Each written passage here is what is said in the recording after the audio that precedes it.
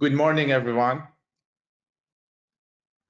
My name is Dan Vedat, founder and CEO of Huma, and today we are here to tell you a little bit more about how technology can help in a practical way different governments and countries and healthcare systems during the COVID-19 pandemic. And as a part of today's conference and these presentations, I will take you through a little bit about introductions on the company, and then we'll share the remaining contents in this presentation.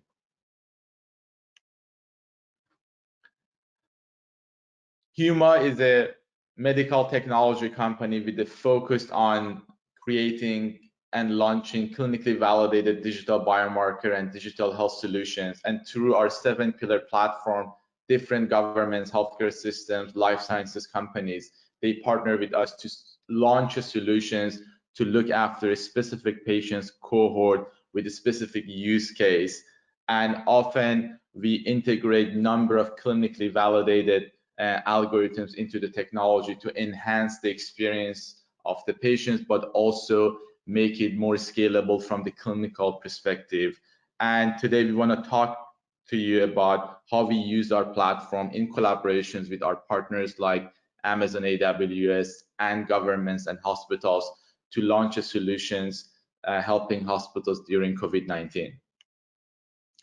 As you know, with COVID-19, there are certain unique challenges which has caused lots of disruptions within lifestyle, the way we live, the way we interact, but also the way the care is delivered. And I'm going to more focus on the care side because this is where we add the most value. And I highlighted here 5 key challenges that every government, every healthcare system is facing at the moment. Number 1 is COVID-19 patients, they have to be quarantined because it's much better for them to be in a safe environment and not to be exposed to more infections, as an example. But also it's much better for everyone else because by being outside of their home and their quarantine environment, then they might be exposing the disease to other people. And that creates a problem because how can you look after a patient when you cannot really reach them and touch them and have them in a standard, healthcare systems, hospitals, and so on. The second problem is this is a very unique disease. Most of patients, they just do fine. There is this percentage that they look fine, their symptoms not that bad, and then suddenly in less than 24 hours, because it's a respiratory disease, they deteriorate and sometimes they die. And even if they don't die because of the deteriorations, what happens, the patient ends up having bad complications around their lung functions. And as a result of that, by the time that they go to the hospitals, they create new challenges for the hospital. And the challenges kind of summarized in the point 3, which because of these patients, they come in a very deteriorated situations with complications. And also because it's pandemic and it's a respiratory disease, so suddenly we have a lot of patients with COVID-19. We will end up having hospitals beds, specifically ICU beds, being blocked with the patients that they had severe conditions, they came late, and as a result of that, now they have to stay in the hospitals for a longer time.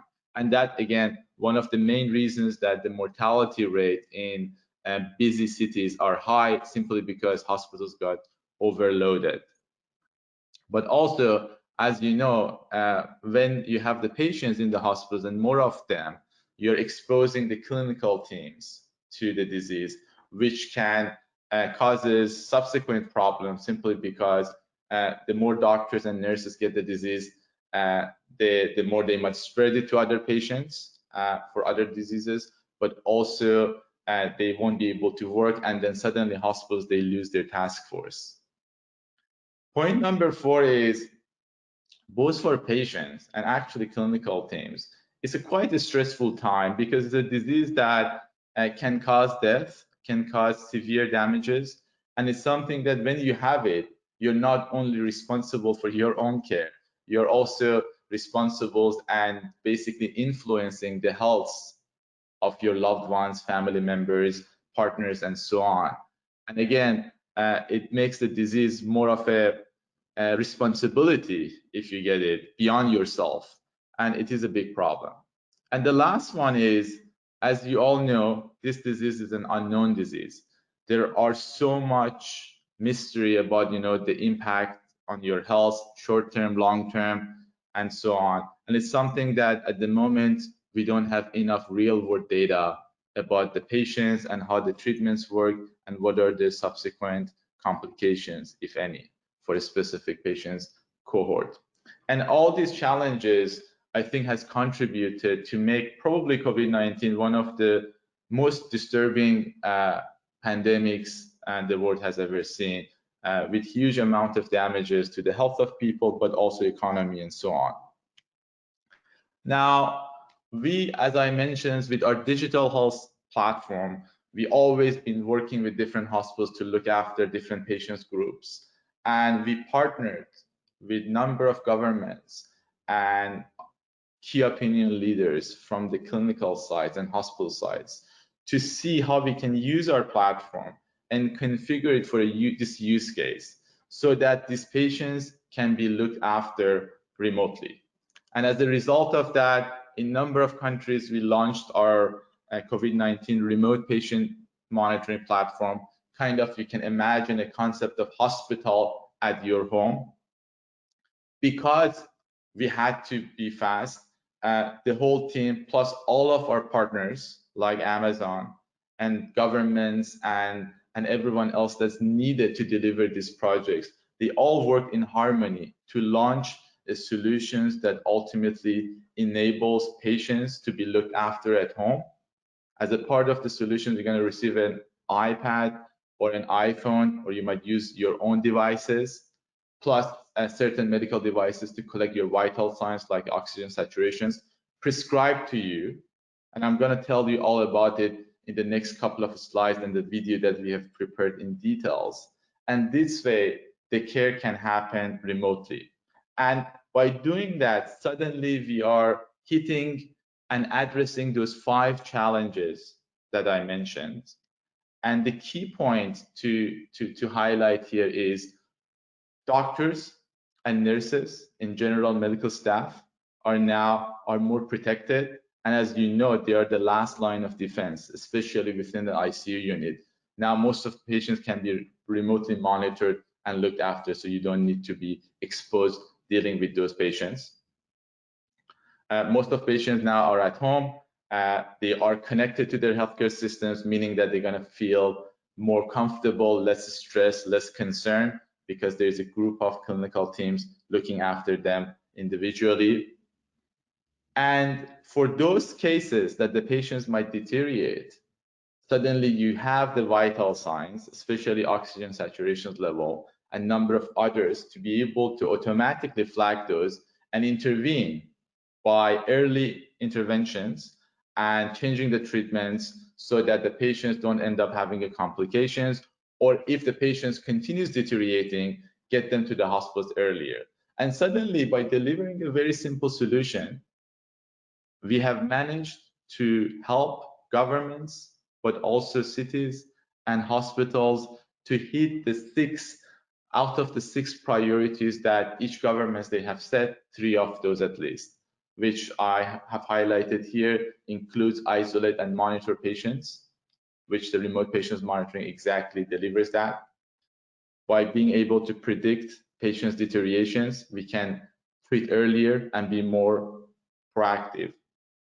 And in the case of the patients that are deteriorating and there's not much we can do remotely, we can get them to come hospitals and get proper care in a timely manner.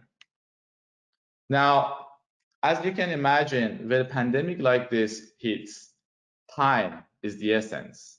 And for us, we had to go live in new countries that we weren't operating before, new languages, and we needed a new infrastructures. An infrastructure that enable us to launch our applications instead of matter of months or years, which is usually the case for healthcare solutions, enterprise level for specific hospitals. or specific regions in a matter of days or weeks. And an example is for one of our national projects, we signed a contract on 5th of April. We were live on 14th of April, including having the devices shipped to the patients, oxygen saturation devices in this example, through the help and partnership that we had in Amazon, but also by leveraging Amazon AWS infrastructures, we could basically launch our applications in the country in line with their information governance, security, and all the required scaling we need for launching in multiple cities and multiple geographies. So it's very much important to highlight this fact. Now, I have this short video explaining how the solutions work and how simple it is and what we have done so far with the solution. Hi, we're Huma, and we're on a mission to create a world where every person can live their life to the fullest. We do this by partnering with science, technology, and healthcare professionals to transform healthcare everywhere. The coronavirus pandemic has created unprecedented challenges for healthcare systems. Thanks to our experience in remote patient monitoring and telemedicine, we've been able to implement a solution that eases pressure on hospitals while supporting COVID-19 patients. Our solution tracks symptoms, vital signs, and deterioration, and automatically flags high-risk patients. Crucially, it does all this remotely. It's already gone live in hospitals across Germany and the UK. It has two parts, a patient app known as Medipad and a web-based portal for healthcare teams. Here's how it works. Tim recently tested positive for COVID-19. He receives a unique code from his care team to download the Medipad app. He installs the app, completes the sign-up process, and gives consent before answering a questionnaire that builds his profile. Consented data collected in this process will be used to improve future treatments. Tim also receives a package containing a pulse oximeter. This captures his blood oxygen levels and heart rate. Using set reminders, Tim updates his dashboard with a breathlessness questionnaire. He also logs his vitals, including temperature, heart rate, and blood oxygen levels. Meet Dr. Viva, part of Tim's healthcare team. Using the secure clinicians portal, she tracks Tim's vitals and progress. Once Dr. Viva has looked at Tim's data on the dashboard, Tim sees the 2 ticks next to his profile on the app and feels reassured that his care team is updated on his progress. On the 5th day, an alert system in the portal lets her know that 2 of Tim's vitals are out of range. Using the telemedicine function, she contacts Tim to talk through his symptoms and modify his care plan. Dr. Viva uses the portal to manage 20 other patients just like Tim. Because Tim has stayed home and managed his symptoms remotely, he's decreased his risk of spreading the virus, and the clinician's portal has meant Dr. Viva can effectively manage her resources and better care for Tim and her other patients. This solution and its role in combating the pandemic is a vital step in our journey to deliver good health for all. We are for health, for freedom, and for all humanity. We are Huma.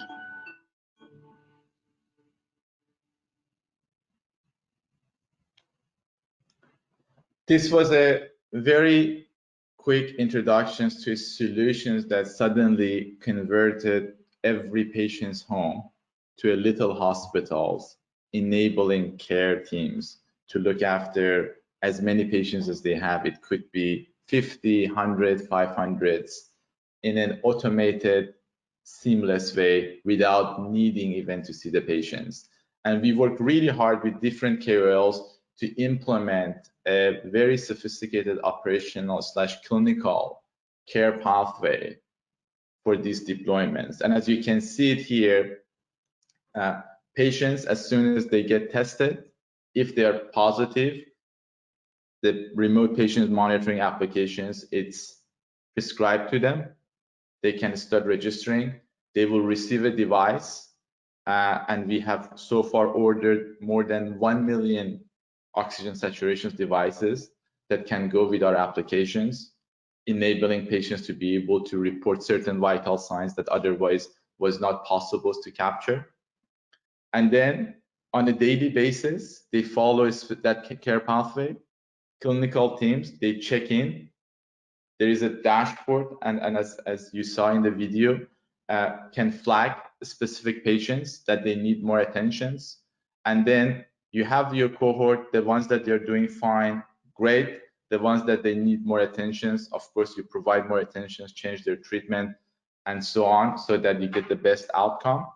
And then the cohort that they are still deteriorating and their condition is not getting better, you can pick them up earlier and then bring them to hospital. And instead of needing to keep them in hospitals for 30 days because they ended up coming late with other complications and so on, and lung functions deteriorations, which sometimes very hard to recover from, you can get them discharged earlier so that now you have your beds empty for new patients. And more importantly, for the ones that they are discharged, you can still continue monitoring them. As you know, this disease, especially for the patients that they end up having bad complications, is still unknowns, and we can continue collecting data to see what are the complications post-treatment, post-recovery, and use all those learnings and embed it back into the new treatments that will come. And suddenly, with a simple technology, leveraging a very scalable infrastructure with all the securities, you have a solutions that not only save lives, but also supports clinical teams and protects them, while helping governments and countries open up earlier. Now, before I go to the details, I want to just share with you a case study of one of our hospitals, Heidelberg. Heidelberg Hospital is one of the most advanced hospitals, in fact, in a way that they were treating and looking after patients based in Germany. This is the first site and the first city that we went live with. And they had a very advanced systems already, which was sets of doctors and medical students and nurses that they could leverage their Corona taxi service, and they would go one by one to the patients' homes that are tested positive to ensure those vital signs are correct, patient symptoms, and so on, and adjust their treatments, or if the patients are not getting better, get them to come to the hospital. So that was kind of what they had. And what they had is much better than every other hospital, which almost they have nothing. And patients are at home, almost alone, until they're very, very sick, and they call 911, and then they end up in the hospitals very sick, and hence a lot of deaths, as you might have seen in different countries, especially cities that are busier. And what we did for these hospitals and every other hospitals that we are now live at in different countries is we try to bring the technology that we showed in the video to the patient's home. So this way, no one needs to see anyone, no one needs to travel to anyone. And suddenly you have patients that they have a 24 hours care because their data can be seen if needed to be, according to the protocols, can be monitored. People can contact patients, clinical teams anytime, and as a matter of fact, if needed to be, and if a specific patient is more of on a flagged status, meaning that needs more care and more monitoring. And this way, you keep your hospital's bed empty, you avoid unnecessary visit, you get patients that they need care, and they're deteriorating earlier, and you significantly decrease the level of patients that will end up needing more attentions in the hospital settings. But there's a bigger play here. As you know, this disease, if you look at the stats, cities and hospitals and countries, everything looks good 2-3 weeks. After that date, that everything looks good, suddenly you have chaos. You have hospitals' beds being blocked. You have limited number of ventilators and so on. And monitoring technologies also gives governments and hospitals of specific regions an ability to have a view on what is about to come. And based on that, you can start adjusting the policies around stopping, public transportations or closing some of the businesses and so on, or reopening things faster. So in a way, it gives a sense of a pulse on the situations for a decisions maker based on the data they're capturing from the patients and based on knowing what percentage of those patients might end up needing hospital and ICU beds earlier. One of the other interesting outcome of these projects we saw across all of our deployments, and as you know, it's a disease that impacts every age group from young people to 60, 70, 18 years old patients, was very high adherence to the app and to the care pathway. We had across all of our deployment in average 90% plus, which is significantly above industry average. And that is because of the great work the team and the clinical teams in collaborations with our design team did to create something that is so simple that everybody can use. And as a result of that, also we ended up getting fantastic testimonials from patients. For the very first time actually in our history, we started getting letters from patients thanking us and thanking our technology in UK and so on. As well as very positive feedback from clinical teams so that they are enabled to look after their patients without needing to see them, but also by being proactive, saving lives. And we had example of a number of scenarios that we were told we saved these patients' lives and so on. Simply, again, when the lung function starts deteriorating, you wouldn't notice your oxygen saturation goes down. And that's one of the metrics that we can enable you to pick these patients earlier before it's too late.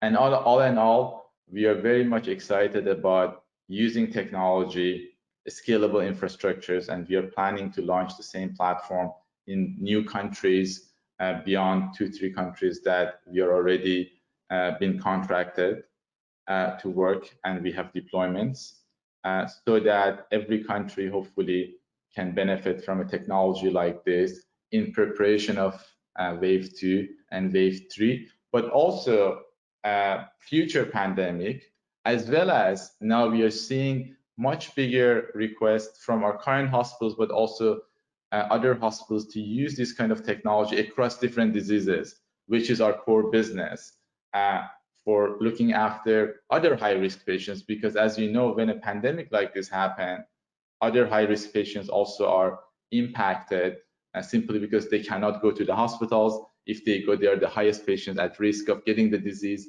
like COVID and really suffering from the complication of a disease, especially if you are comorbid, it can become quite dangerous for you. And we think there's an opportunity to do the patient care through technologies in a different way. And we are very excited to be part of this journey with the partners that we have worked with. As a company, we made all of our COVID-19 initiatives for governments and hospitals not for profit, because we believe when people need help quickly, the best way to help them is through like a not-for-profit initiatives. And we are very excited about the prospect of technology in the future of healthcare. Thank you very much. If there's anything that we can help or sharing of our experiences, all the mistakes and successes we have had, please contact me directly and my team. And we would love to help anyone, different technology companies, healthcare systems, governments, and so on, so that we can all help peoples around us, our loved ones, live their life to the fullest, and we can bring together more smiles to peoples. Thank you.